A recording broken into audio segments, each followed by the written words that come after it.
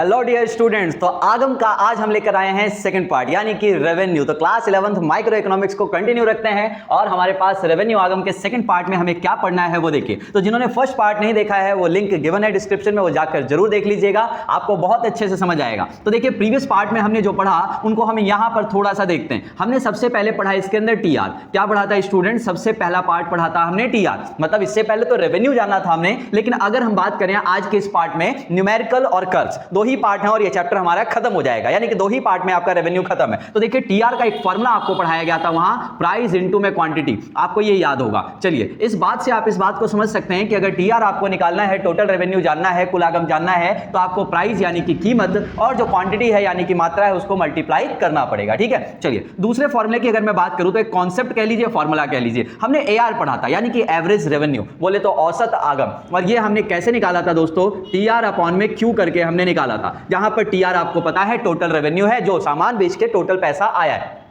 और क्वांटिटी है total sold unit, जितनी इकाइयां आपने उत्पादन की बेची हुई हैं। ठीक है जी, चलिए अब आप खुद से बताइए क्या इस फॉर्मूले से एक और इंपॉर्टेंट फॉर्मूला हम नहीं बना सकते? बना सकते हैं ना। क्या बना सकते हैं? बड़े ध्यान से समझिए। देखिए इसके नीचे कुछ नहीं है तो एक है ना, क्रॉस मल्टीप्लीकेशन करूंगा तो एक फॉर्मूला निकल के आएगा यहां पर कि अगर टीआर निकालना है तो एआर इंटू में क्यू भी किया जा सकता है। समझ आ गया? तो ये आपको मैंने समझाने के लिए क्लियर कर दिया। तो देखिए TR equals to P into में क्यू हमारे पास एक फॉर्मूला है। इसके अलावा मैंने आपको बताया AR is equals to TR upon में क्यू हमारे पास एक फॉर्मूला है, जिससे हमने ये भी बनाया। ठीक है, चलिए अब इंपॉर्टेंट पार्ट और इसमें क्या चीज है वो भी समझ लीजिए बड़े ध्यान से। आपके पास एक क्वेश्चन आता है कई बार कि A R is equals to P होता है या नहीं होता है, तो आप कहिएगा जी यस, ए आर पी के बराबर होता है हमेशा। हमेशा किसी भी सिचुएशन में, कोई भी मार्केट हो, एवरेज रेवेन्यू हमेशा प्राइस के बराबर ही होगा। बड़े ध्यान से समझ लीजिए। आइए इसको प्रूफ भी करके आपको दिखा देते हैं। कई बार प्रूफ करने के लिए भी 3 मार्क्स में क्वेश्चन आपके पास मिलेगा। तो सर कैसे? देखिए वी नो दैट, हमें पता है ना, हिंदी में हमें पता है ए आर कैसे निकाला जाता है सर? टी आर अपॉन में क्यू। अभी भी हमने पढ़ा और पिछले वाले एपिसोड में भी पढ़ा था। ए आर कैसे निकालते हैं? टी आर अपॉन में क्यू। परफेक्ट, चलिए ठीक है sir. We also know that, हमको यह भी पता है बच्चों कि A R equals to, T R की जगह मैं पी इंटू में क्यू रख सकता हूं कि नहीं रख सकता? अभी हमने पढ़ा था T R P into Q करके भी निकलता है। T R equals to P into में क्यू होता है, इसलिए हमने ये रख दिया। ठीक है, अब आप खुद से देखिए क्यू से क्यू कैंसिल हो गया, तो A R equals to P आपके सामने है कि नहीं है? बिल्कुल समझ में आ गई ये बात। ठीक है, तो ये भी पार्ट आपका क्लियर हो गया होगा। अब देखिए इसमें कुछ ज्यादा चीजें हैं ही नहीं। एक हो यहां पर आपको याद होगा एमआर का फॉर्मूला होता है, मार्जिनल रेवेन्यू, यानी कि सीमांत आगम अगर निकालना है किसी भी यूनिट का, एन क्या है यहां पर? जिस यूनिट का निकालना है, जिस आउटपुट लेवल का निकालना है, तो T R N minus T R N minus 1। बड़े ध्यान से इस बात को समझिए कि अगर एमआर निकालना है तो एक ही बंदा काम आएगा भाई, टी आर काम आएगा। कौन काम आएगा? टी आर, टोटल रेवेन्यू काम आएगा। इसके अलावा किसी से ये एमआर नहीं निकल सकता है। बार बार मैं आपसे कह रहा हूं, अगर आपने इसका फर्स्ट पार्ट नहीं देखा है, प्लीज रिक्वेस्ट है उसे देख लेना, फिर जज करना कि ये चैप्टर आपको कितने अच्छे से आया। छोटा सा चैप्टर है और दो ही पार्ट में कवर हो जाएगा। तो M R N equals to T R N minus T R N minus 1। यहां से दो बातें याद रखना, अगर एमआर कभी भी निकालना है तो टीआर से ही निकलेगा। टीआर के अलावा कोई फॉर्मूला नहीं है, टीआर के अलावा कोई लॉजिक नहीं है जिससे एमआर निकल सके। तो यहां से एक और चीज क्लैरिफिकेशन भी याद रखिएगा, अगर एमआर किससे निकलता है? टीआर से, तो ये भी ध्यान रखना टीआर भी एमआर की हेल्प से निकाला जा सकता है। सही है? क्यों सर? टीआर तो ऐसे निकलता है, बिल्कुल पी इंटू क्यू करके निकलता है। दूसरा टीआर कैसे निकलता है? एआर इंटू में क्यू करके निकलता है, क्योंकि सर आपने खुद देख लिया पी और एआर बराबर है, एआर और पी बराबर ही होगा, हमेशा बराबर होगा, ध्यान रखना। ठीक है, तो एमआर किसकी हेल्प से निकलता है? टीआर, और किसी की हेल्प से नहीं निकलता। तो सेम है, याद रखना है कि टीआर भी एमआर की हेल्प से निकाला जाता है। कैसे निकालेंगे इसी न्यूमेरिकल में मैं आपको बताऊंगा इसी पार्ट में। देखिए इसके अलावा लास्ट बात जो आपको याद रखना है, at first unit of output, है ना, पहली इकाई उत्पादन स्तर पर, यानी कि जब एक यूनिट का उत्पादन होगा ना उस वाले स्तर पे, याद रखना ऑलवेज हमेशा क्या होगा? T R equals to A R equals to M R होगा। ये इस बात का ध्यान रखना चाहिए। टी आर एम आर और ए आर बराबर होंगे किस वाले यूनिट पे? फर्स्ट यूनिट ऑफ प्रोडक्शन पे। समझ आ गया? तो ये सारा जो इतना फॉर्मूला, बस इतने से ही फॉर्मूले और लॉजिक्स है इसके अंदर, जिसके थ्रू सारे न्यूमेरिकल्स कवर अप हो जाते हैं, जो अगले चैप्टर में भी जो प्रोड्यूसर्स इक्विलिब्रियम वाला है उसमें भी काम आएगा। ध्यान रखना चाहिए। तो आइए हम इसके न्यूमेरिकल करते हैं और फिर कर्व्स बनाते हैं और चैप्टर ये खत्म हो जाएगा। तो उम्मीद करता हूं आप ये सारी चीजें नोट डाउन करते जा रहे हैं, और वीडियो पसंद आए तो लाइक जरूर कर दीजिएगा। मास्टरमाइंड बाबा चैनल को सब्सक्राइब कर लीजिएगा। अगर आप नए सब्सक्राइबर हैं, बेल आइकन को प्रेस कर दें ताकि किस समय पर वीडियोस आ रही हैं वो आपके पास नोटिफिकेशन आ जाए। आइए देखिए, तो आपने अगर नोट डाउन कर लिया है तो देखिए बड़े ध्यान से, जैसे क्वांटिटी है 1 2 3 4 5, ठीक है जी, यानी कि जो उत्पादन की मात्रा है ना, 1 unit 2 unit 3 unit 4 unit 5 unit, ये दे रखा है सर प्राइस, यानी पी का मतलब क्या है? प्राइस। शॉर्ट में लिखा हुआ है, क्यू को क्वांटिटी को क्यू लिखा है और प्राइस को पी लिखा है। प्राइस है सर मान लीजिए 5 6 7 8 9 समथिंग ऐसा, सेम भी हो सकता है, कुछ भी हो सकता है। अब आपसे बोल दिया जाए कि सर AR निकाल दो, क्या निकाल दो?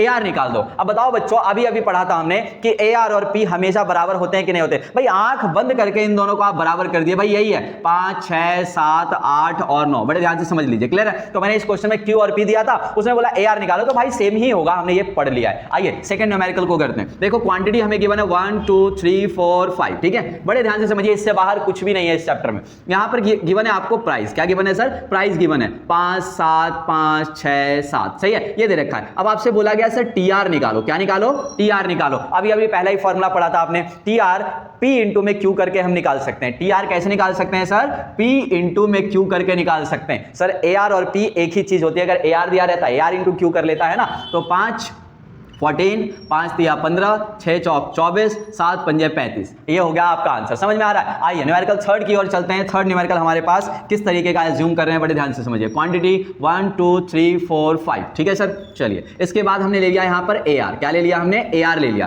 भाई ये ले लिया 6 7 3 4 8, सही है? ये लो भाई, कह रहा है आपसे TR निकालो। भाई Q दिया है, AR निकालना है, तो सर TR कैसे निकालना है? भाई TR कैसे निकालना है? AR इंटू में Q कर लो। भाई यहाँ TR कैसे निकाला? P इंटू में Q कर लो। यहाँ क्या लॉजिक यूज किया कि AR और P हमेशा बराबर ही होते हैं। समझ आ गया? देखिए कितना अच्छा है भाई, 6 एकम 6 7 दूनी 14 3 तिया 9 4 चौके 16 8 पंजे 40। समझ आ गया? ये TR भी निकालना आपको आ गया होगा बड़े ही आसान तरीके से, ठीक है? अब चलते हैं नेक्स्ट न्यूमेरिकल, और क्या हो सकता है इसके अंदर, बड़े ध्यान से समझिए। अब नेक्स्ट लेवल यहां पर, ये पहला दूसरा तीसरा, मैं नंबरिंग भी कर देता हूं, 1 2 और ये 3 और ये फोर्थ न्यूमेरिकल हम यहां पर ले रहे हैं, सही है? देखिए क्या है, क्वांटिटी है हमारे पास 1 2 3 4 5, डन।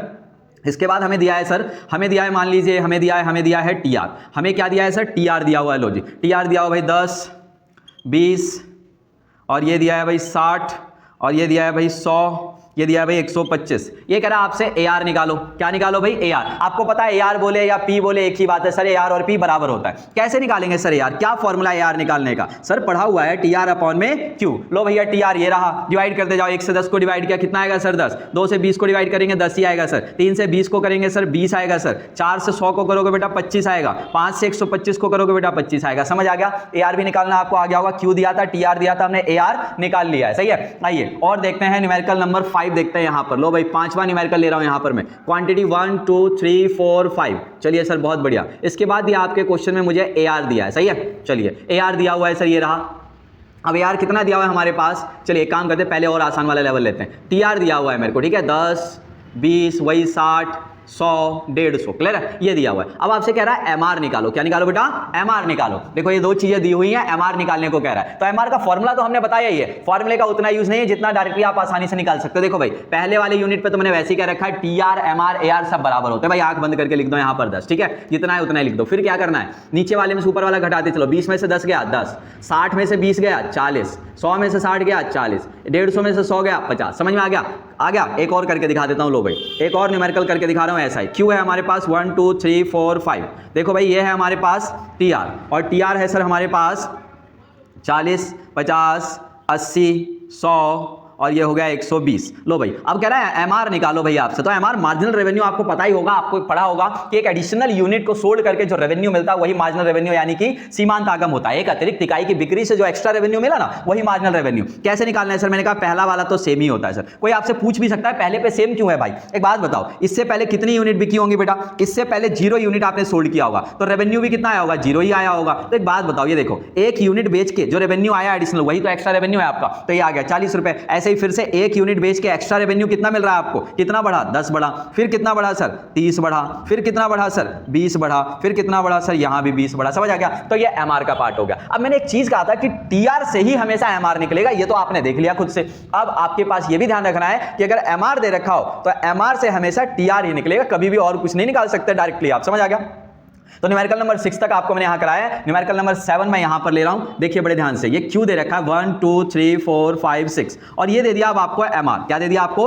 MR दे दिया। MR दिया हो भाई, ये दिया है MR, मान लीजिए ये दिया है बच्चों 100, ये दिया 80, ये दिया भाई 60, ये दे दिया भाई आपको 30, और ये दे दिया भाई आपको 20, और ये दे दिया भाई आपको 18। लो भाई आपसे पूछ रहा है टीआर निकालो। अब टीआर निकालना है बच्चों तो बड़े ध्यान से समझिए, मैंने अभी अभी आपसे कहा था कि भाई क्या करना है, एमआर दे रखा है तो आपको टीआर ही निकालना पड़ेगा पहले, है ना। अगर एमआर दिया है तो सबसे पहले आप क्या निकाल पाएंगे, टीआर ही निकाल पाएंगे, इसके अलावा कुछ भी निकालना संभव नहीं होगा। तो देखिए एमआर दे रखा है तो पहले यूनिट पे हमने आपको यही पढ़ाया था सर कि पहले यूनिट पे हमेशा एमआर टीआर एआर बराबर होता है। लिखिए पहले वाला तो ये लिख लिया आपने, समझ आ गया। अब कैसे निकालना है टीआर, बड़े ध्यान से समझ लीजिए। 100 और 80 को जोड़ दीजिए, कितना हो गया 180, 180 और 60 जोड़ दीजिए 240, 240 और 30 जोड़िए 270, 270 और 20 जोड़िए 290, 290 और 18 जोड़ दीजिए भाई ये हो गया 308। समझ आ गया। तो ये टीआर भी निकाल, यानी कि एमआर दिया है तो मैंने कहा टीआर ही निकलेगा, इसके अलावा कुछ निकल नहीं सकता। आप इसको प्रूव भी कर सकते हैं, देखो ना 180 में से 100 गया कितना आ गया 80 आ गया, 240 में से 180 गया 60 आ गया, 270 में से 240 गया 30 आ गया। तो ये प्रूव भी कर सकते हैं, ठीक है। एंड लास्ट न्यूमेरिकल जो आपके पास में ले रहा हूं यहां पर, ये लास्ट लेवल होगा आपका, ये 8वां न्यूमेरिकल यहां पर है, बड़े ध्यान से समझ लीजिए। देखो क्या कहता है,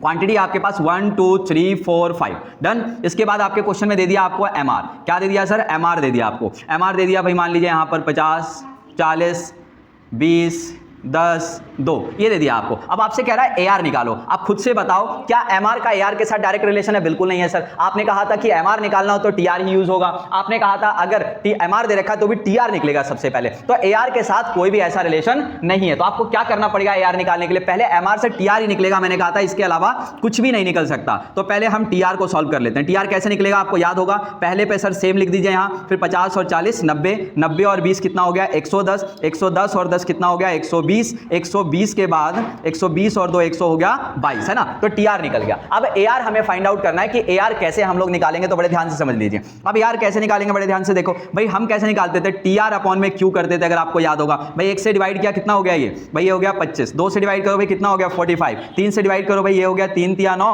और ये हो गया 3 6 18, 3 6 18 यानी कि 36.66 चलता रहेगा ये। उसके बाद ये रहा 4 3 12, ये 30 हो गया, और 5 से डिवाइड करेंगे 5 दूनी 10, और ये हो गया 2 यानी कि 5 चौके 20, 5 चौके 20 यानी कि 24.4, ये आंसर हो गया। समझ आ गया। तो ये न्यूमेरिकल पार्ट था, इससे ज्यादा एक भी न्यूमेरिकल का चांस इसके अंदर नहीं होता। ये भी आपको रिलेशंस याद रखने हैं, इससे ज्यादा कोई भी एक भी पार्ट सिंगल पार्ट का न्यूमेरिकल नहीं आता, और इससे ज्यादा कोई कॉन्सेप्ट भी यूज नहीं होता। तो चलते हैं अब कर्व की ओर, यानी कि एआर टीआर एमआर कर्व कैसे होते हैं, थोड़ा मार्केट के हिसाब से डिफरेंट है, आसानी से समझ में आ जाएगा, पेपर के लिए मोस्ट इंपॉर्टेंट है। कंटिन्यू वीडियो को देखते रहिए और नोट डाउन जरूर करते रहिए।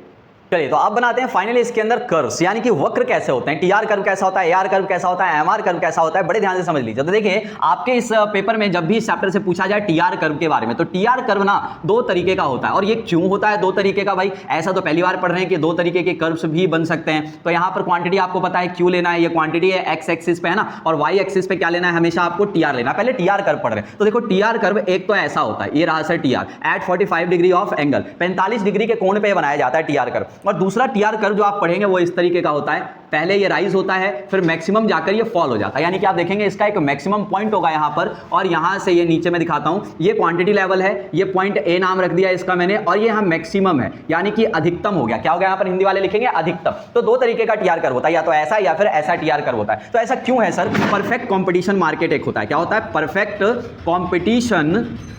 कॉम्पिटिशन मार्केट, समझ आ गया। तो परफेक्ट कॉम्पिटिशन मार्केट हिंदी में कहते हैं इसको पूर्ण प्रतियोगिता बाजार। और यहां पर जो होता है मोनोपोली एक मार्केट होता है, मोनोपोली मार्केट होता है, और एक होता है मोनोपोलिस्टिक मार्केट। क्या होता है, मोनोपोलिस्टिक मार्केट। तो इन दोनों मार्केट के कंडीशन में ऐसा वाला बनता है, ये ध्यान रखिएगा, सही है भाई। ये है एकाधिकार बाजार हिंदी वाले, और ये है एकाधिकारिक बाजार। ये होते क्या है, बाजार वाला कॉन्सेप्ट एक पूरा चैप्टर आएगा, टाइप्स ऑफ मार्केट, जिसके अंदर हम लोग फॉर्म्स ऑफ मार्केट के अंदर ये पूरा पढ़ेंगे। अभी फिलहाल ये ध्यान रखिएगा कि परफेक्ट कंपटीशन मार्केट में कोई टीआर ड्रॉ करने के लिए कहता है तो 45 डिग्री ऑफ एंगल पे 45 डिग्री के कोण पे बना देना, समझ गया, यानी कि लगातार स्टैटिक रेट से बढ़ता जाता है इस वाले मार्केट में। और इन दोनों मार्केट में क्या होता है, एकाधिकार और एकाधिकारिक बाजार में ये पहले बढ़ता है और एक लेवल ऐसा आता है जहां पर मैक्सिमम पहुंचने के बाद आपकी रेवेन्यू डाउन होना शुरू हो जाती है। तो मार्केट्स कैसे होते हैं वो तो हम पढ़ेंगे। अब पढ़ते हैं एआर और एमआर कर्व कैसा होता है, उसको जानते हैं, ठीक है। आते हैं एआर और एमआर कर्व। देखिए इसी तरीके से मार्केट के हिसाब से जो आपका एआर एमआर कर्व है ना, वो 3 स्थितियां हैं यहां पर। सर ये 3 कैसे हो गए, यहां पर दो ही बताया आपने। अब देखो ये 2 मार्केट में, मतलब 3 मार्केट थे लेकिन कर्व 2 ही थे। अब तीनों मार्केट ना अलग अलग, एआर एमआर कर्व तीनों मार्केट में अलग अलग होता है, ठीक है, इस बात का ध्यान रखना है आपको। तो देखो मैं 3 तरीके का कर्व बना रहा हूं, ये तीनों मार्केट के लिए अलग अलग होगा, और ये कैसा होता है वो आपको याद रखना होगा इस चैप्टर में। बाकी मार्केट वाला चैप्टर जब मैं पढ़ाऊंगा तो पूरा उसके अंदर बताऊंगा कि मोनोपोली मार्केट क्या होता है। हाँ, जाते जाते थोड़ा सा डाउट क्लियर कर दूंगा, ताकि थोड़ा बहुत भी माइंड में ये ना रहे कि ये मार्केट होते कैसे हैं, थोड़ा सा इसमें मैं बता बता दूंगा और बाकी पूरी एक्सप्लेनेशन हम उसमें देखेंगे, ठीक है। तो 2 कर्व तो ये बता दिया मैंने और तीसरा कर्व मैं यहां पर ले रहा हूं, ठीक है। तो बड़े ध्यान से देखिए, AR-MR कर्व जो है वो तीनों मार्केट में बिल्कुल अलग अलग होता है और सिमिलरिटीज क्या है वो भी आप यहां पर जान पाएंगे। तो बड़े सिंपली देखिए AR-MR कर्व कैसा होता है भाई। ये वाला है, ये है AR equals to MR, AR equals to MR। ये यहां पर क्वांटिटी में इतनी सोल्ड करें इस मार्केट में, चाहे क्वांटिटी ज्यादा बेचें, चाहे कोई सेलर क्वांटिटी यहां पर कम बेचे, भाई यहां पर AR और MR आप देख लो बिल्कुल स्टैटिक, मतलब किसकी तरह, एक्स एक्सिस के पैरेलल है। क्या है, एक्स एक्सिस के पैरेलल। अच्छा कौन से मार्केट में, तो भैया ये कौन से वाले मार्केट में, परफेक्ट कंपटीशन मार्केट में ऐसा बनाया जाता है। कैसा बनाया जाता है ये याद रखना, कैसा है, परफेक्टली इलास्टिक बोला जाता है इसको। क्या बोला जाता है, पर भैया आंसर में आएगा कि भाई परफेक्ट कंपटीशन मार्केट में, पूर्ण प्रतियोगिता बाजार में AR-MR कर्व कैसा होता है, तो सर एक्स एक्सिस के पैरेलल होता है। बोले तो दूसरा नाम इसका परफेक्टली इलास्टिक यानी पूर्ण लोचदार होता है। कैसा होता है, एक्स एक्सिस के समानांतर और पूर्ण लोचदार। अच्छा दूसरा वाला मार्केट में बना रहा हूं, दूसरे वाले मार्केट में देखो AR-MR कर्व कैसा होता है, बड़े ध्यान से देखिए। ये है AR कर्व, सही है, और थोड़ा सा बनाते हैं ऐसा जो आपको जल्दी समझ में आ जाए। देखो बड़े ध्यान से समझना, ये मैंने एक AR कर्व ड्रॉ किया। ऐसा होता है जैसे डिमांड कर्व होता है, बीच में से एक लाइन खींचना है यहां से,